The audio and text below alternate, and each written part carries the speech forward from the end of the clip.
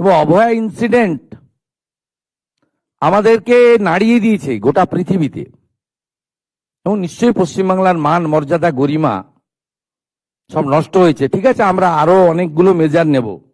আমরা আজকে 3 জন আইপিএস কে সাসপেন্ড করছি। মিস্টার বিনীত গোয়েল, উনি এখন এডিজি রয়েছেন আইবিতে, আর আরো 2 জন আইপিএস, শ্রীমতী ইন্দিরা মুখার্জি এবং শ্রী অভিষেক গুপ্তা। এই 3 জনকে আমরা আজকে সাসপেন্ড করলাম এবং